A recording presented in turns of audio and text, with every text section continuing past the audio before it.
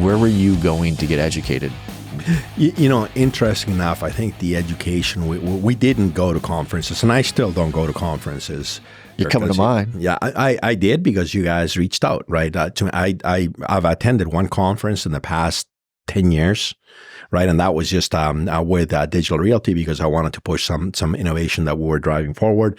And that was the only reason. And then I just found that, like a little uncomfortable. And to me, Amazon was kind of the perfect animal because it didn't, it didn't fawn over you if you were going to conferences. Like during one of my promotions at Microsoft's, like how many conferences have I attended? Well, that's going to be a problem because number 0, if this is going to be like going to take me to the next step, it's not happening, and I'm not just built like that. So to me, Amazon was a good place. We actually did a lot of it and we tried to not, this is going to sound weird, but we didn't want to be biased.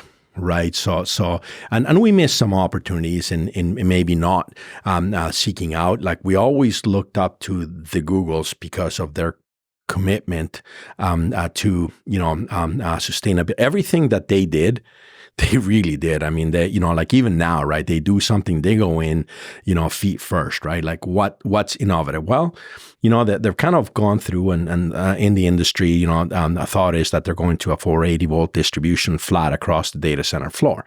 Well, how does that help? Well, that helps, like one of the issues that you're going to have is 277 volt to neutral, phase to neutral current, which means that all your power supplies are going to have to be good for at least 300 volt in all those servers. Well, that's super smart. Why? Well, it's an incremental cost on the power supplies, but it takes an entire layer of distribution out of your data center floor, which is all your PDUs. They go out the door.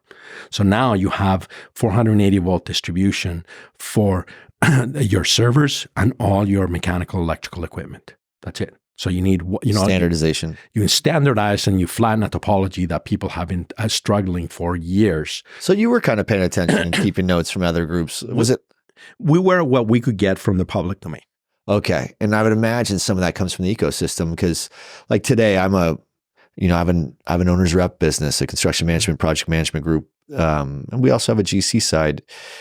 We get to work with a lot of different groups. So we don't go in to one operator and tell them what the other operator is doing, but sometimes they'll ask us, if they ask us if we have any ideas, we're not going to stand there and watch a group hurt themselves or do something that's going to be outdated or limit them as soon as they're done delivering that product without letting them know, hey, there may be another way. Like instead of some steel, maybe you should use an FRP model or, there's certain things that we would try to introduce to pollinate the industry almost.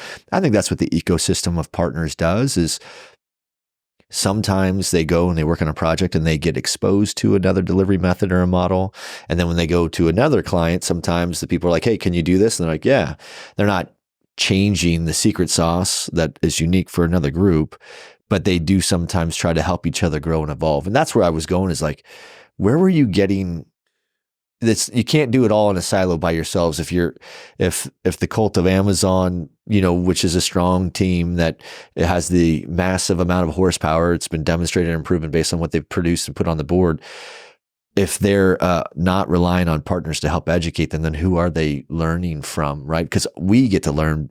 There's people that are going to listen to this podcast and learn from you, just like they did from Christians, which hit the street, right? And the other people that will be following. There's got to be a platform for learning, right? And that's what I was asking you in the very beginning. I was like, hey, who was downrange for you to call when you hit a rock? When I think, again, right? Like we absorb and when we hire, and it goes, you need to take it back a step because it's the people that you surround yourself with, right? And the people that I've always surrounded myself with, that I've worked with, that I've worked for, have always been, I don't work well when one of my leaders is not curious and it's not somewhat risk-taking.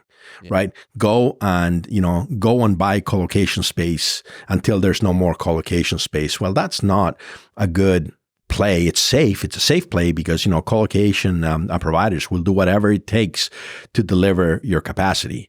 They'll charge you for it. And if you've got, infinite funds, you'll pay for it. So to me, that's not a solution, right? So I've never worked well for leaders that are not innovative.